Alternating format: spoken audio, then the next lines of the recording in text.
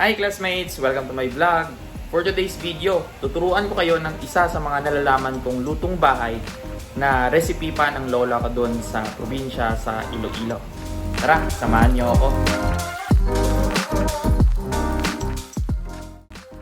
So dito makikita ninyo na may kasama ako. Ito pala si Jansen, ang aking kaklase. Kasi after ng pasok namin kanina ay nagpasama ako sa kanya dahil sa malapit lang din naman siya sa palengke umuwi. Tapos yung ingredients pala natin ngayon ay dalawang gulay lamang. Ito ay saluyot tsaka okra. Tapos yung isusubak natin or yung parang kapares niya ay dried shrimp lamang na siya yung magbibigay lasa mamaya. So dito makikita nyo pumipili na ako ng magandang saluyot. Tapos kukuha din ako dyan ng okra para yan lang yung pamares niya dahil ako lang naman mag-isa yung kakain yan. At sa halagang 20 pesos ay may dalawang gulay na ako.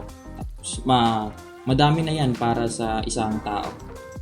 So dyan kumukuha na ako ng dried shrimps. Bali dalawa yung kinuha ko dyan. Bali 20 pesos lahat yan. So total ko na nagastos dyan sa pagbili ko ng mga gulay tsaka yan is 40 pesos lamang dahil may kamatis tsaka sibuyas din naman ako sa bahay na yan yung mga susunod na gagamitin natin mamaya.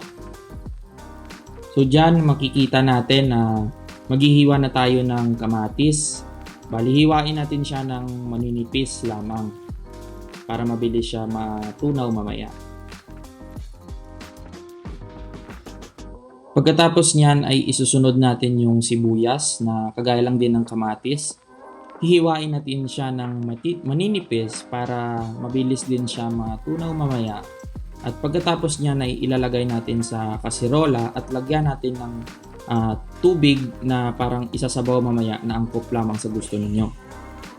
Tapos dyan, kukunin na natin yung dahon sa saluyot. Huwag na natin isama yung tangkay. Bali, dahon lamang yung kunin natin dyan. Bali, pagkatapos nating kunin lahat ng dahon ng saluyot, isusunod naman natin yung okra. Bali, tatanggalin lang natin dyan yung dulo ng okra. Tapos, hihiwain natin sa gitna para kumasya sa kasirola natin mamaya. At syempre, after natin ma-prepare yung mga gulay natin, ay kailangan natin ito mugasan para makuha yung mga alikabok at saka mga dumi nito para mapanatili natin ligtas yung ating mga pagkain. So dito isinalang na natin yung ating kasirola na may hiniwang kamatis at sibuyas tapos tinimplahan na din natin ng asin. Kapag malambot na yung ating kamatis at sibuyas, pwede na natin sunod na mailagay yung ating okra upang mapakuluan pa ito at lumambot. At kapag malambot na yung okra, pwede na natin sunod malunod yung ating mga dried shrimp para mas ma-extract yung lasa dito at pwede nyo rin timplahan ulit kapag medyo matabang pa ito. After 3 to 5 minutes, pagkatapos yung malunod yung ating dried shrimp, pwede nyo na masunod yung ating saluyot. Pero mas maganda yung saluyot kapag hindi ito overcook kaya pagkatapos yung ilagay dyan, halu-haluin nyo lang ito at takpan ng mga nasa 30 seconds at pwede na yan hanguin.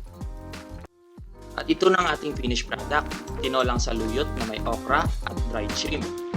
May kapares itong fried na bangus na masarap isawsaw sa ating sawsawan na sinamak. Ayun lang, sana may natutunan kayo. Ganyan na!